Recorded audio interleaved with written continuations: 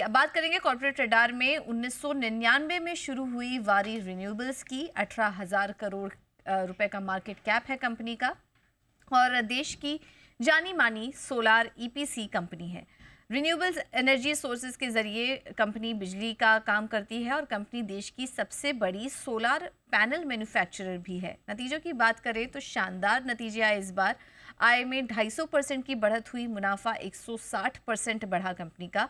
Margin में लेकिन हमने देखा कि थोड़ा दबाव था। तो नतीजों को इस बार सपोर्ट कहाँ से मिला, इस पर अब मैनेजमेंट से बात करेंगे हम, और साथ ही मौजूदा डिमांड, नए लॉन्चेस और ग्रोथ आउटलुक के बारे में भी जानने की कोशिश करेंगे। ज़्यादा बातचीत के लिए हमारे साथ मौजूद हैं कंपनी के CFO Dilip Panjwani ji. Dilip ji, thank you so much समय देने के लिए अपना जी बिजनेस को। तो शानदार नतीजे आए हैं इस बार सर। आय के फ्रंट पर अगर देखेंगे 250% की मजबूती इस बार देखने को मिली है। तो क्या कुछ की फैक्टर्स रहे हैं जिसकी वजह से ये ग्रोथ हमें दिखाई दी? Good afternoon Pooja ji, thank you हमें आमंत्रित करने के लिए। जैसे कि आप देख रहे हैं कि एक जो सबसे बड़ा फैक्टर है हमारे रिजल्ट में, वो है हाईएस्ट वॉल्यूम। हमारा जो वॉल्यूम रहा है 487 मेगावाट पे इस क्वार्टर में, वो हिस्ट्री में इस कंपनी का सबसे हाईएस्ट वॉल्यूम है। ये हमारे ऑर्डर बुक जो थी हमारी 2.1 गीगावाट जून तक, उसके चलते ये वॉल्यूम आया है। वो ये कारण है कि हमारा जो रिजल्ट है इतना बम्पर रिजल्ट आया है। ने बताया कि इस बार हाईएस्ट वॉल्यूम के कारण एक हिस्टोरिकल लेवल्स पे कंपनी के वॉल्यूम्स देखने को मिले हैं। तो क्या हम एक्सपेक्ट करें आगे भी ये ग्रोथ, इस तरह के जो लेवल्स हैं वो कंटिन्यू रहेंगे? पूजा जी, अभी देखिए जो सेक्टर है ना, वो रिन्यूएबल सेक्टर, वो एनर्जी ट्रांजिशन की तरफ जा रहा है, जिसमें solar, wind, battery energy storage system, hydrogen, इसमें काफी काम आ रहा है।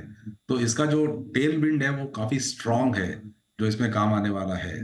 जो गवर्नमेंट ऑफ इंडिया की जो नीति है 500 गीगावाट रिन्यूएबल एनर्जी की, उसके चलते जो टेंडर्स आ रहे हैं, जो आईपीपी आ रही है, तो ये वॉल्यूम आगे काफी बढ़ेगा।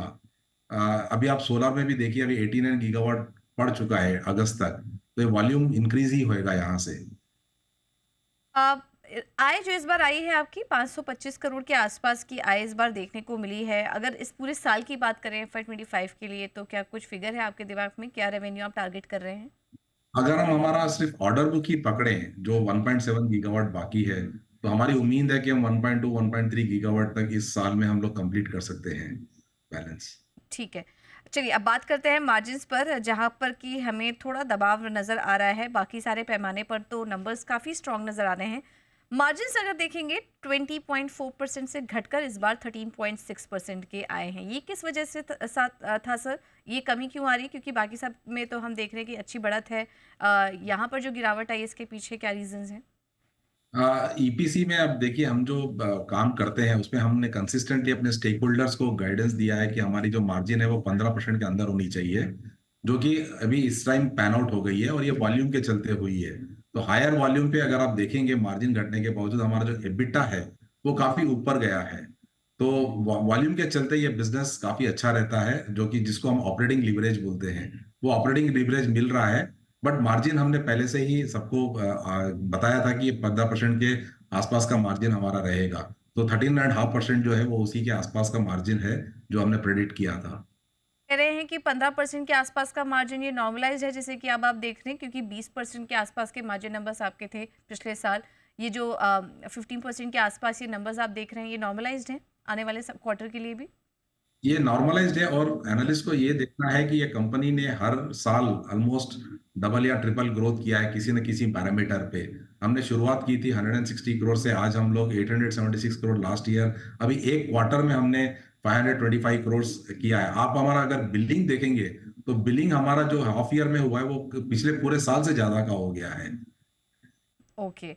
चलिए अब ऑर्डर बुक की बात करें तो अभी इस क्वार्टर ऑर्डर बुक कैसी रही है आपकी? उसमें एग्जीक्यूटेबल ऑर्डर जो थे वो कितने रहे हैं, और रेवेन्यू पोटेंशियल क्या देख रहे हैं आप? सो हमारा जो ऑर्डर बुक था स्टार्टिंग ऑफ अप्रैल में, वो 2.3 गीगावाट है। और अभी हमारा जो order book as of September 30th है, वो 1.7 गीगावाट है। ओके। और पाइपलाइन कैसी नज़र आ रही है आपको ऑर्डर बुक की?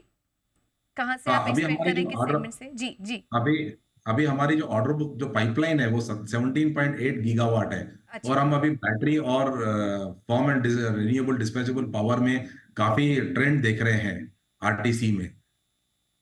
ओके। अ, तो ये तो बात हुई ऑर्डर बुक की, लेकिन सर अब थोड़ा इंडस्ट्री स्पेसिफिक अगर हम बात करें तो अब सरकार जैसा कि हम देख रहे हैं कि काफ़ी ज़्यादा फोकस कर रही है इस स्पेस पे। कुछ पॉलिसीज़ और कुछ नई योजनाएं भी यहाँ पर सरकार की तरफ से आ रहे हैं। तो ये सब कंपनी के लिए कितना बेनिफिशियल होगा, क्योंकि पीएम की तरफ से सूर्य घर मुफ्त बिजली योजना भी यहाँ पर लॉन्च की गई है। तो उससे आप किस तरह की अपॉर्चुनिटी आने वाले समय में आप देख रहे हैं, उसको लेकर क्या प्लानिंग्स हैं आपकी? लास्ट 3 या 4 वर्षों में अगर पूजा जी आप देखेंगे तो सरकार की जो पॉलिसी है कंसिस्टेंटली रिन्यूएबल की तरफ रही है कमिटमेंट। इसके चलते कुसुम योजना, पीएम सूर्य घर योजना और काफी इस तरह की पीएलआई स्कीम्स वगैरह और टेंडर्स इशू करना, अभी सरकार ने कमिटमेंट दिया है कि वो लोग हर साल 40 से 50 गीगावाट के टेंडर्स लेकर आएंगे। उसके चलते जो एडिशन हो रहा है वो काफी अच्छा हो रहा है। अभी जैसा मैंने बताया थोड़ी देर पहले कि अभी सोलर 89 गीगावाट इंस्टॉल हो चुका है। तो ये पहले इतना फास्ट कभी नहीं होता था, तो ये हमें फ्यूचर में इसका काफी बेनिफिट मिलने वाला है।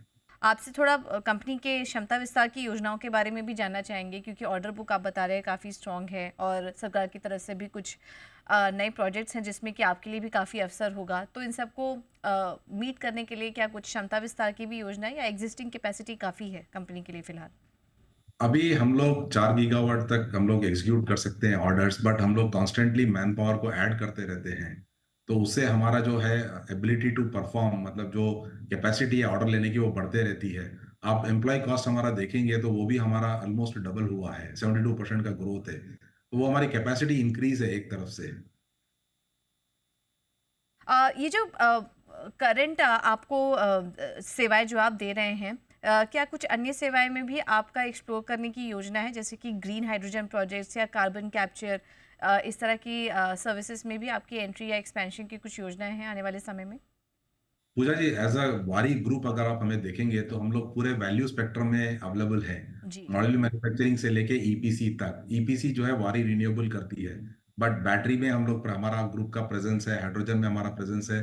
तो सर्टेनली जब भी हमारे इस तरह के प्रोजेक्ट्स आएंगे, हम उनमें एक्टिवली बिड कर रहे हैं और हम वो आगे भी बिड करेंगे और हम वो बिजनेस हम करना चाहेंगे उस एरिया में। बिल्कुल। चलिए सर, बहुत बहुत धन्यवाद आपका समय देने के लिए और अपने नतीजों पर और आगे की ग्रोथ योजनाओं पर भी हमसे विस्तार से बात करने के लिए।